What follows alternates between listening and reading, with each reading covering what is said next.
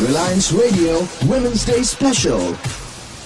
On Reliance Radio, we have a very, very special guest joining us on this Women's Day special. And this is really, only a Hindi phrase comes to mind, Sone Pe Suhaga. That is the moment that I'm experiencing here. I've got Prabir Jha, Group CHRO, here with us to talk about diversity at Reliance Industries and plenty more, hopefully. Prabir, thank you so much first up for joining us on air today. Delighted to be here with all the ladies.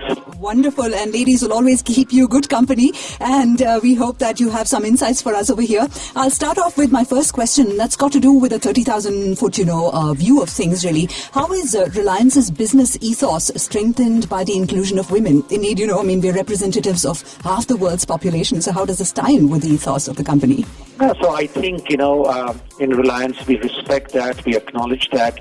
And as we get into more B2C businesses, you're aware of our foray into retail, into digital services, which we hope to launch soon, right. Sports, hospitals, life sciences, Network 18, which is really our media and our broadcasting business. All of these have huge opportunities, not only for women as consumers, as customers, but also as the talent catchment. And in the hydrocarbons business also, it's not that we don't have, but we do have a bit of a challenge because the catchment is a little curtailed for societal and education reasons. Right. But we believe that as Reliance transforms itself into an equally strong B2C player, the reality that women will be a very, very important aspect both of strategy and of servicing that strategy will become very, very loud and clear. Absolutely. Prabir, you took you cited two reasons really, societal and educational. I'm just going to digress for just a bit and, ask you for a message to everyone. I mean, lots of parents out there are tuned in right now with respect to the societal reason for underrepresentation of women perhaps in the STEM areas. What would your message to them be today? One is, let's not add to the stereotypes. There is a lot of myth about, let's say, doing engineering and the kind of engineering and the kind of work. I think the world has changed. A lot of work today is not so much about hard physical labor, but about application of mind. And I think that if we are just able to understand what opportunities could exist for someone who is a good engineer, and how would even an exposure which is so-called tough actually be but a small part in one's career and life, I think a huge number of opportunities emerge for girls and for women. And I think, unfortunately, stereotypes have prevailed. And my only wish and hope today is open your minds, let talent flourish. And if the talent means it has to get into engineering, so be it. I think we'll get a lot of answers and a lot of opportunities if we just do this. Absolutely. Now, sticking with the same 30,000-foot level of view of things, really, Prabir, it's always great to connect the dots. And now the company's HR transformation journey has begun, and the core values of one team and respect, everyone's talking about these. How do you see these integrating with the D&I vision that we have? So diversity and inclusion, is very clearly something which is central to the play out of both these values, one team and respect. One team because we cannot but play as one team Reliance if we want to service our clients and our consumers. And, again, if you do not fundamentally respect talent, you do not respect another point of view, you do not respect another gender, there is no way we will really be playing out the value of respect. One of the big things that both the values of one team and respect really play for is really about multiple perspectives, harnessing the best of diversity. That's right. How do we look at plurality as a strength and not, a bit of an aberration in the way organizations look at life? How do we make sure that decision making is more complete and wholesome? How are we able to be a more creative and a more innovative workplace? All of this really calls for different worldviews. I'm not saying it is only on account of gender, but diversity very clearly on gender is a very important aspect of multiple perspectives and views. And at the end of the day, if we want to be a more successful company, we want to be a more admired company, there is no running away from the fact that we have to be also be a more diverse company. And that's really where all of this actually fits in very closely and completely with our values of one team and respect. Absolutely. Prabir, that really brings you spoke about, us wanting to be a sort of a company, etc. Now, how do we, as Reliance, distinguish ourselves from other companies and being more women-friendly or championing the cause of women in the workplace? That's a difficult question because I'll be honest that, we are still making some very definite but baby steps in this direction. I must confess there are many companies, many sectors which, have some years of head start compared to us in this space, largely driven because of the fact that we have been in a certain nature of industry. But having said that, I think our intent, our resolve, and some of the signals of that is very clear from, we have a dedicated center of excellence in our group HR, to look at diversity and inclusion. This is headed by Herlina, a very senior, HR lady. And not too many companies necessarily have a dedicated group on this agenda, which confirms our resolve to make sure that we catch up and go beyond. I also must, remind ourselves that we continue to be looking out for women leaders all the time. Right. And in Geo, we have had the opportunity of getting some very, very good women leaders. In HR itself, we have got a number of very, very good leaders to our HR leadership team. So these are all signals of how the company is trying to change and reinvent itself to be ready to leverage the full opportunity which is there. You're aware we have Mrs. Ambani now on the board, so we have a woman representative on the board. And if you look at, the D&I charter that we have put together, rolling out a 5-year vision for where we see the agenda going, this itself has the endorsement not only of the chairman, the EC, but also of the board and the HR committee of the board, which is very, very supportive of our directional intent to go very, very steadfastly ahead with the agenda of making this a truly diverse workplace. The conversation with Prabir Jha will continue on Reliance Radio's Women's Day special, but right now it's time for a song. Let us empower women to empower India.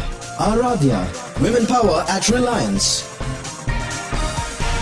The Women's Day special, celebrating gender diversity only on Reliance Radio. We're speaking to Prabir Jha on Reliance Radio's Women's Day special today. We are back with some more questions for him. Now, Prabir, this one is about, whether there is anything to suggest that a high representation of women at the workplace actually impacts the work culture and the business objectives of an organization. Well, there's a lot of research which definitely confirms, this. My personal view, if I'll be honest, is if we can just focus on talent, women will willy-nilly find due representation at different levels in different businesses. I think the challenge is really of destroying stereotypes, the challenges of women also not asking for that little quarter. Right. I think that's equally important. So it cuts both ways.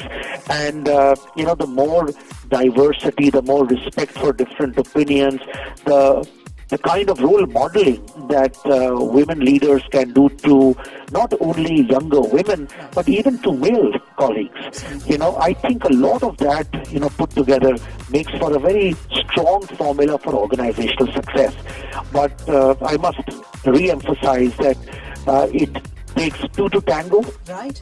Good organizational intent, some efforts of trying to make sure that you give this agenda the support and the push that is needed, but at the same time, not lowering expectations and, women not expecting, any discount. Somewhere if this equation gets convoluted, misunderstood or wrongly played, then we have a problem. We do. But if we play it right with the true intent, and allow true talent to surface and bubble up, I think very clearly organization effectiveness, performance, reputation, all of these get buttressed. Absolutely. Probably a really important point over there, the focus being on talent really, and I thought I'd bring in this area, like no woman, I speak for the woman workforce as well, wants to really be a diversity number in an organization, if you know what I mean. So I think, right. Yeah. So you said that right. For us, it's not about achieving the numbers, it's about recognizing talent and fulfilling the overall objectives of the company.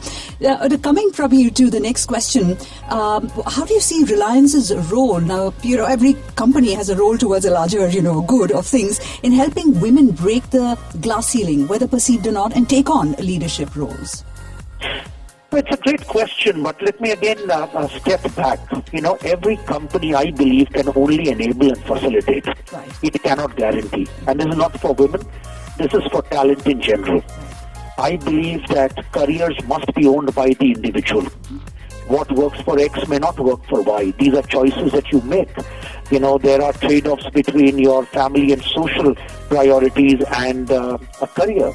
Maybe careers get you to or would need you to move to some very difficult roles, maybe in some difficult stations. Now, these are choices that any talented person, man or woman, would need to make. There is no easy answer. But having said that, in Reliance, we continue to endeavor to make it as convenient as feasible without discounting, the talent or the merit principle. For example, some of the things that we've done is we're creating an ecosystem that is more supportive and conducive, particularly to, the needs of our women employees. Just let's start with, a 5-day week.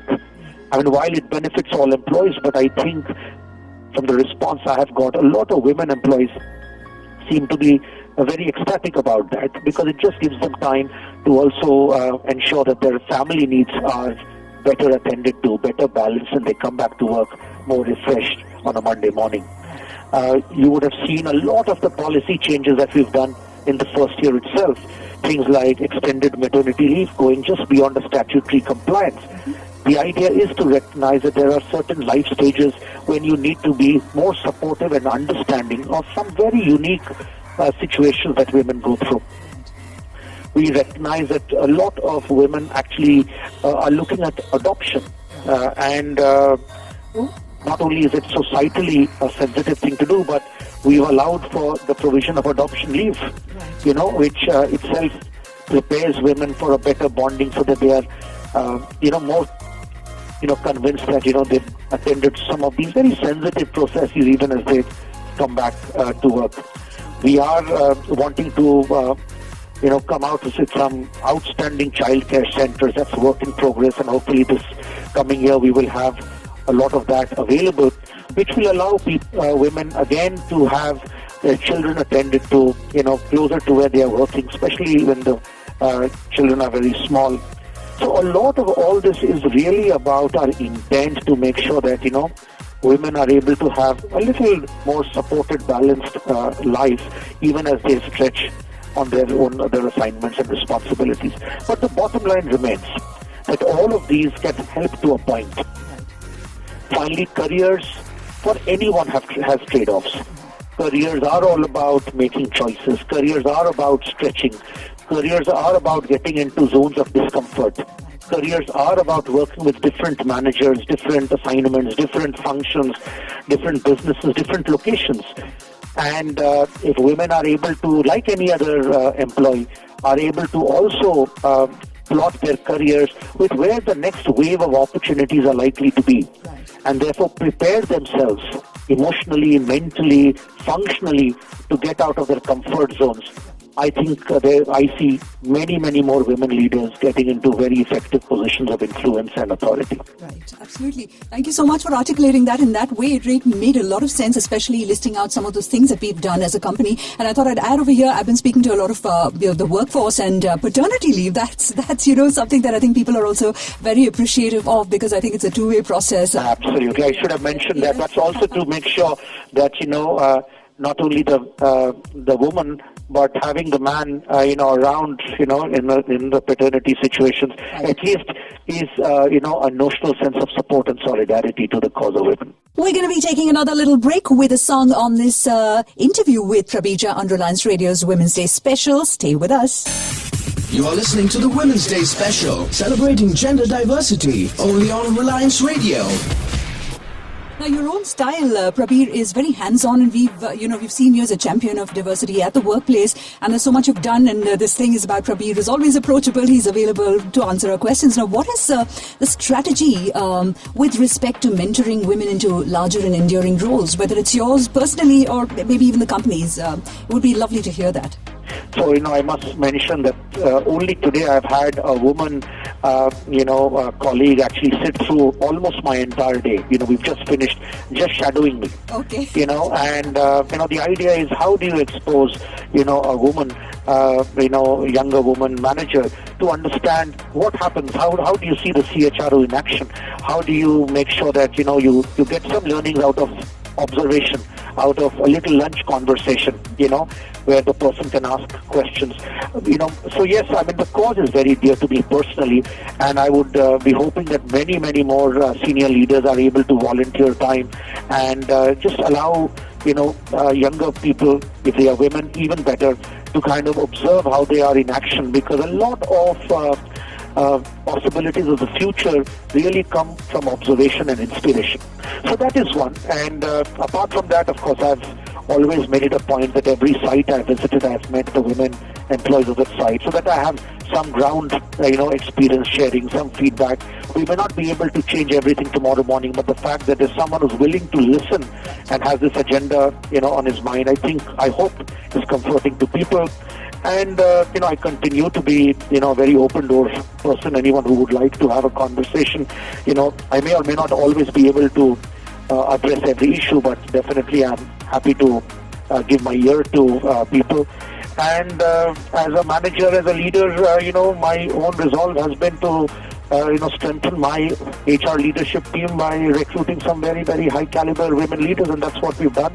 And hopefully we'll have opportunities of hiring a few more over time, because at the end of it, when you are able to have more role models who are women in senior positions, it gives a lot of support and signal of support to junior women employees, so that they can look up to role models.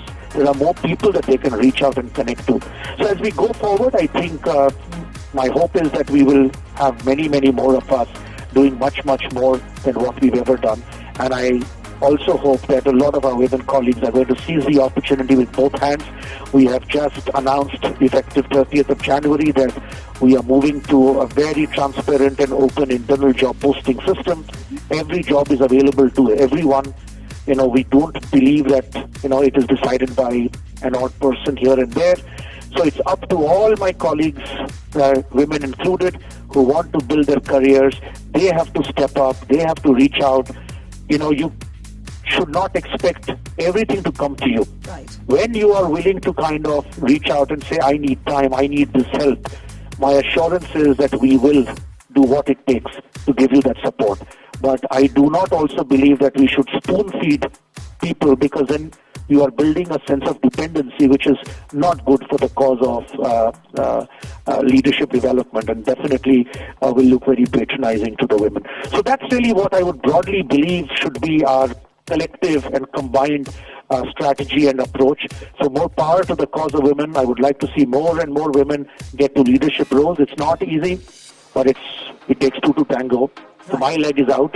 I'm waiting for more people to join the party. Absolutely. Prabir, on one last note, it's got to do with something that I think everybody is looking forward to. It's Aradhya. There's something that I think we were looking forward to for hearing from you on Aradhya and what it's going to mean for all of us.